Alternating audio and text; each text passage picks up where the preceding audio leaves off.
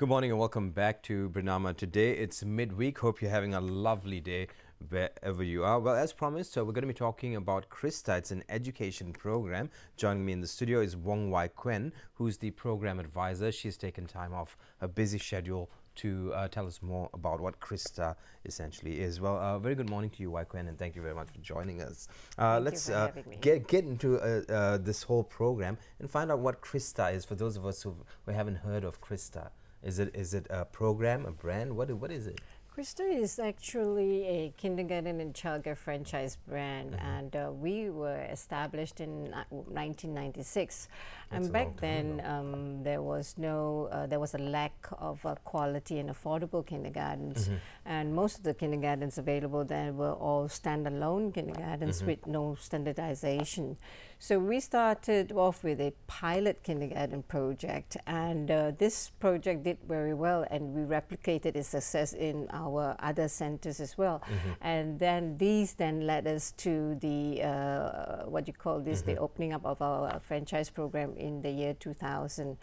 And since then, we have a lot of, more than 1,000, we have trained thousands of teachers through our in-house program and our public programs, and thousands of students have also gone out through our doors. And I'm pleased to say that the first batch of students should be graduating from university soon. Yeah, this first batch of students. Yes, oh, because wow. we started way back in 1996. Right. Yeah. And when I say wow, I actually mean this because I teach kids too, and the kids that I started teaching are now in university, and it means a lot when you see them when they're little toddlers, and now they're all in university with boyfriends and girlfriends, and they're calling you and saying hello, sensei. It's great. But when it comes to education for kids, and this is something I've noticed, it's about the focus on academic achievements and nothing else. Well, for parents who are selecting or looking out for preschool for their child, essentially what should they look into? Well, I get this question a lot from parents, and there are 8 essential things I think parents should look out for. One is the type of program that the center offers. That would be point number 1. Number 2 is, does this curriculum for the kindergarten kids, is it based on the standards for school readiness for kids? And number 3 is whether the center itself is the licensed center. That's very important. And number 4, are the teachers qualified? Are they trained? And then number 5 is, what is the ratio of teachers to the students per class or per age group? Does the ratio play an important role? Yes, it does, because like some of the schools here, a lot of the schools here, I think they are over crowd. I mean, the classrooms are huge. 1 teacher to 45 kids. Back in our days, it was 1 to 30. You know, for younger children, of course, you have to have a lower ratio. Yeah, so 1 to 10, 12, or 15 will be, just nice. Anything more than that, you'll need to have an assistant teacher with you as well. And for younger kids, the ratio is even lower. Right, and with this stress, too much of a stress on academics, how can this be resolved in preschool? Okay, well, I'm sure you've heard and you've read that the graduates who are coming out from universities these days, they do lack in a lot of those soft skills like communication skills, critical thinking skills, problem solving skills, all the 21st century skills that they need to survive in this globalized world. And research has shown that the brain develops the fastest from the ages of 0 to 6. So it is very important that we start the preschoolers by immersing them in a very holistic program that looks at the total development of the child and not just focus on the academic side of it. So you have the social emotional side of it, the physical side of it as well. So when you say a holistic program, how do you easier explain a holistic program? Holistic programs looks into the total development of the child. So it doesn't only... What should be in there? Yeah, it should be like I said earlier, you have the cognitive part, the brain part, the academic part, then you have the social emotional part, how they deal with their feelings, make friends, the social skills and all that. And then you have the language skills, of course, and then you have the physical, the gross motor, and you don't want to have a child that doesn't develop his muscles. You know, some people can't walk steadily, or they're very clumsy. You know, so that would be the whole development part, not just teacher teaching and then, you know, not allowing them to think and explore and learn things by themselves. You know, just spoon feeding them and giving them the answers. Spoon feeding is something I want to talk about before the end of the show. But when you talk about teachers or bringing teachers into your system, is there sort of an audition or an interview process to ascertain the kind of talent you need before you train them? Definitely, but in the first place, for a center, you should have qualified teachers. Teachers who are qualified in early childhood, teachers who understand a child's development and the different developmental stages. Yeah, so, and they also have to have a passion for kids, because really dealing with kids, you need a lot of patience, and you really have to love the kids, and you have to have the passion to do what you do, which is teaching the kids. You know, it's not easy, you know, when children get out of hand and you lose control of the class, and you know. Yeah, there's always a fine line to be drawn with being able to help discipline them and also teach them. Yeah? So you must always be walking that line and never, I mean, veering away from the line. But having said that, this is a study I read about years ago in Australia, and they talked about why Australian swimmers and athletes are successful. And apparently the article goes on to say that as kids, you know, there are quite a few stakeholders in their development and training, and the parents, the coach, and the teacher in school all play a very important role. And having said that, with schools here or preschools here, do you think parents play an important role in their child's education? Yes, parents really, they have to participate in their child's education. And that's why at Krista, we are very into parental involvement. Yeah, we collaborate with the parents through the various programs we have, such as the parent-teacher conferences.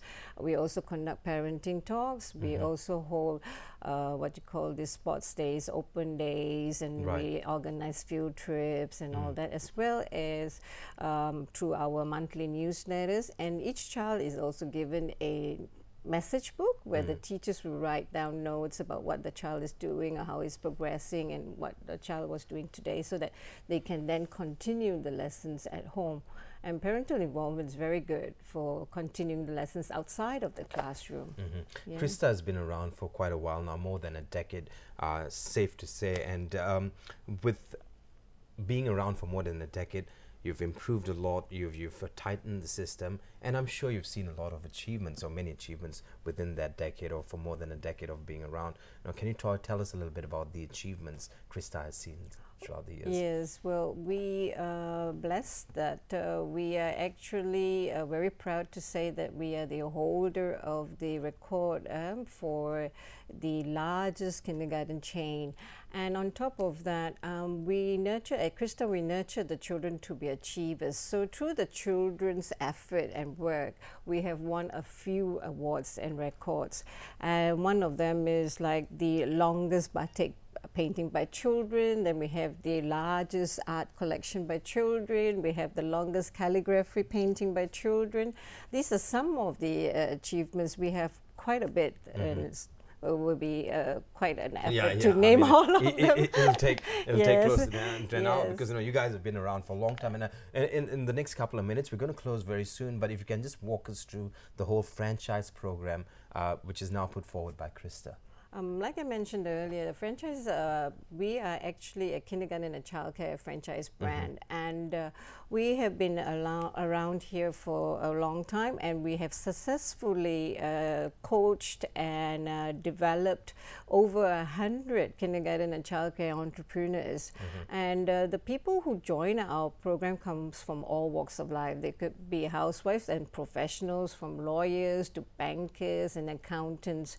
And these people are successful because the franchise program is a comprehensive step-by-step program that is so easy to follow and is affordable. So anyone who is interested in the kindergarten or the childcare center program can always approach us, and we will then show them, the way to be the way to run this and to be successful in it as well. Well, if there's one tip you want to give out to parents with regards to signing the kids up for preschool or early education, what would that tip be? You've seen a lot.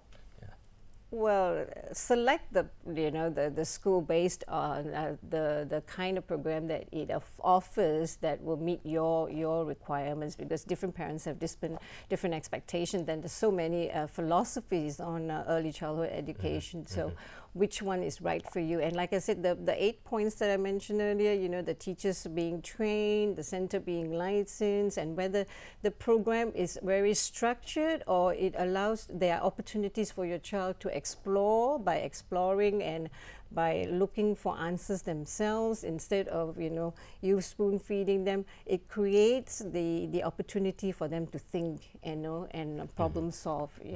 And when it comes to a preschool, there's always a lot they have to think about, especially when they employ educators or people who will be educating your children, simply because they need to employ people who are passionate about what they do. If they don't, the children will see through fake people or fake teachers. Children can see through that, and I've witnessed that firsthand. But what's more interesting is being able to walk that line all the time, because some time ago in America, some guy thought that every kid must be told that they're best. Every kid who comes out last should be told they're number one, and things are quite changing from there. So how do you find that line in preschool itself, or as educators? How do you guys find that line and keep the balance in school? Like I said, we have, because we have franchises all over, spread out in the region, we send out a team of trainers that train the teachers, and they go for training every month, And this is not only on the early childhood, but it's also professional training on how to be a better teacher, find creative ways to train as well. And like you say, if they always say that they have to be the best, but I think you shouldn't be giving false or over compliment a child, because then you give a very false picture to the child. Then the child cannot handle failure, and that wouldn't be a very good thing. Remember that preschool education is very important, and when we read about people like Anders Behring Breivik and what they've done, it all comes from the time when they were not given proper education or when they were neglected. So always be careful what you do, or think it through when it comes to selecting a proper preschool education or early education for your child. On that note, if you want to find out more about our friends at Krista, all you have to do is log on to www.krista, that's krista.com.my, and you'll get all the information you need. That's on the screen. They have a telephone number there. You can take that down. Well, on behalf of the team, we'd like to thank Kuen for taking time off to join us on Bernama today. We hope to have them back at some point with kids to talk to us. We'd like to interview a few kids at some stage. Well, thank you so much, Kuen. Thank you for having me. Stay with us right here on Bernama today. Shortly, we'll be bringing you news updates. Suryati Sanusi comes back with news updates right here on Bernama TV. On behalf of the Bernama Today team, I'm Gerard Ratnam signing off. You have a great day ahead. We'll be back tomorrow with more for you on Bernama Today.